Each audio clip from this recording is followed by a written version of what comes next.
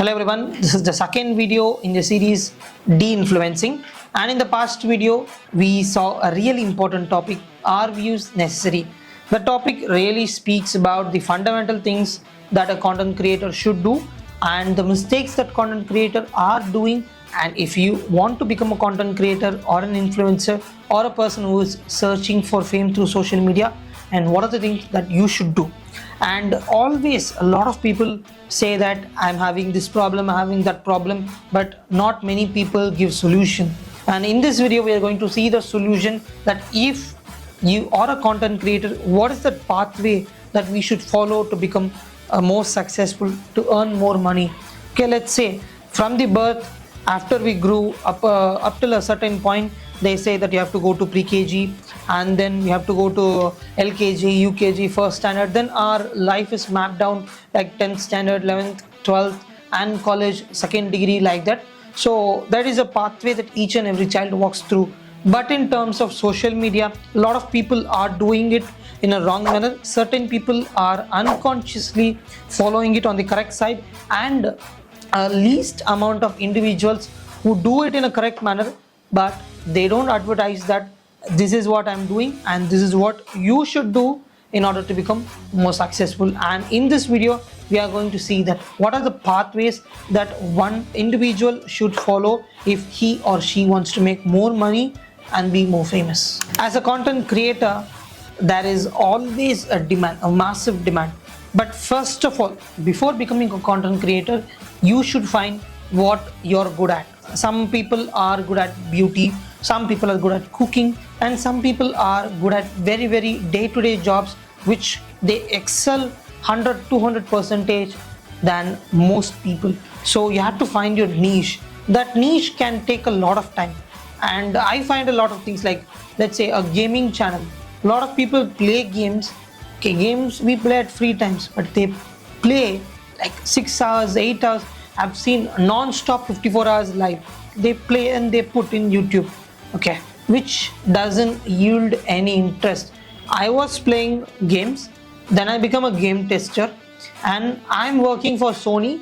They give me games before release, I play, I give them the bugs. If you are a person of this kind, then I can say that you're really successful. Once the game comes out or Sony gives me an approval that I can post it on my social media, I post it about that, then it means you're really going to make money, because that game is particularly unique, which no one has played. And a lot of people like PUBG, Free Fire and all, they play every day and they upload it in YouTube. It is totally useless. Find a niche. Technically, even though it is not unique, find a niche in which you're good at and in which you can contribute. So the step one is finding your niche. So you always need to take time, and you write a list of things which you think you're good at, and you can start striking out each and everything after trying. At a point of time, you will either freeze one, or you will take, okay, this is what I'm going to do, and you will build some confidence about, okay, I like this, I can speak very good things about this, I can give numerous good ideas about this, I can help people on this, so I'm going to do that. So finding a correct niche will take some time, but it is always worth the investment. Most people go in with the mass market. She's doing, so I'm doing. A lot of people play like housewives. Their children is studying in that school. My children also should study in that school. That guy's kid took 100 out of 100 in that school. So if I take my child and dump him or her there, he or she will also get 100 out of 100. It doesn't necessarily mean that he or she or anyone should get 100 out of 100. And not always like if a class of 50, all 50 will get 100 out of 100. It's not always going to be possible. So don't go into mass always. So find your niche, number one. Number two, start making content about that. I would say the correct term, consistency, but not over consistency or not under consistency. I've seen people who post really valuable content like once or twice a month. Some people say only content on Wednesdays, and there are obviously people who post content every day. I woke up, I took a shower, I brushed my teeth, I had a coffee, I had a breakfast, and from towels I put on pant shirt. Now I'm putting shoes, going to office. Bye. Let's meet tomorrow. Okay, I'm going, get ready with me. Okay, what are you, a fashion designer, or are you a person who you can make others dress more, even more looking good, or are you a person who's really good in dressing sense who can help others? No, they just put irrelevant content. So consistency is important, but not shit or crap. It should be really worthable, really worth, or really watchable content which will give the audience, okay, I learned something out of this. So that thing is important. Always social media is not for entertainment. If we need entertainment, we can go in for, let's say, stand-up comedy videos. I can see funny movie clips. I can watch Mr. Bean. There are a lot of people who give funny things on the internet. So it doesn't mean always we should do things which attract funny. A lot of people put cringe posts and all. So that they say it gives me a million views, it gives me a million likes, it gives me that followers, this much followers. That is always not necessary.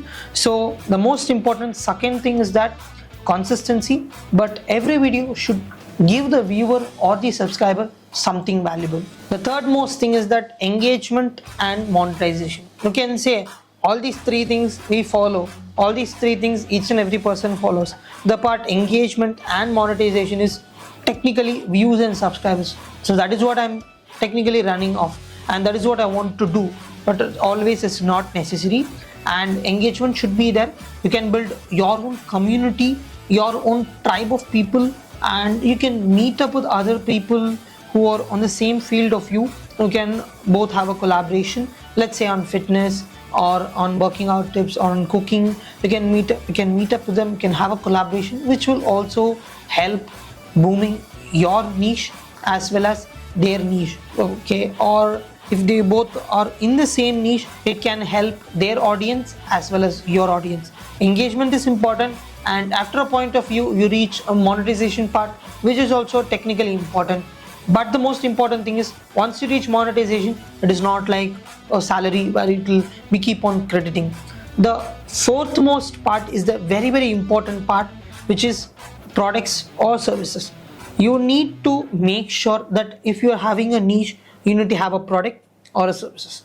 So you like to put a video, let's say, get ready with me, means then you should be a fashion designer. Okay, I'm not a fashion designer, I don't have a degree, but I have a good sense of dressing. Then you can put a consultation, say, man, you show me, come in a video call and show me your wardrobe. I'll say what are the dresses you have to put for this week. I'll pair up with your shoes, with your apparels, with your accessories. Just 1 week 250. Like that, if you do, a lot of people are having those kind of interests. A lot of people don't know how to dress properly, don't know the basic contrast and colors and these kind of stuffs. What they will do, okay, monthly 2 weeks, monthly 1 week is equal to 250 rupees, 4 weeks is equal to 1000 rupees. You get, let's say, 100 customers, it is equal to somewhat amount. Okay, if you are a person who's a techie, who loves a lot of things about technology, then you can say, hire me, my charges are this much only. I can give you technical advice. There are also packages where I can make you technologically superior, where I can educate your team members into technological things that they should know, which will make your business run more efficiently. I like cooking, so just hire me. I'll make food for your birthday party, I'll make food for your this, that, this function, this festival, this one, that one. Or else if you're having someone special coming over, I'll make food for you. And there's a lots and lots of examples in fitness. Okay, come and reach me, I'll make you fit. A lot of people can say these are things are viable, but in your niche it is really important.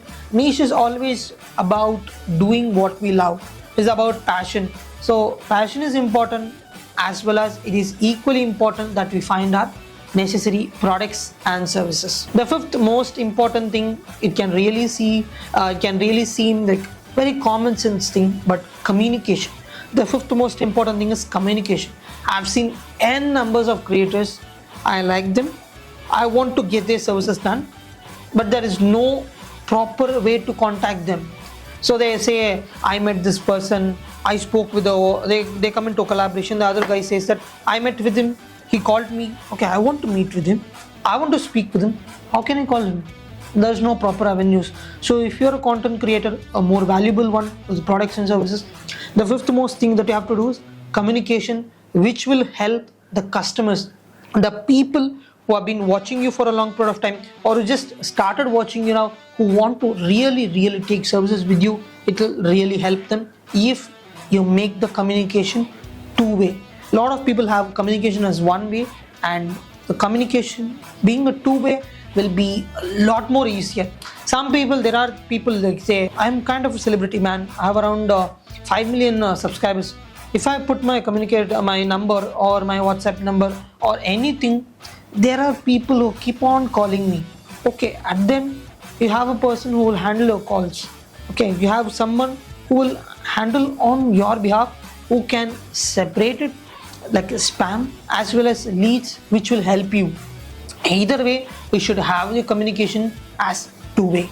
Once you cross over all these 5 things, that means you're technically into the business, you're making revenue at a point of time. Okay, I'm into the business, as you're saying, I'm into influencing, I'm promoting my business, blah blah blah. I'm not making the sufficient amount of money. How will I make more? That kind of a question always arises into everyone's mind. So here you can do 3 things. Number 1, you can write a book. Number 2, you can put a master class or a video class.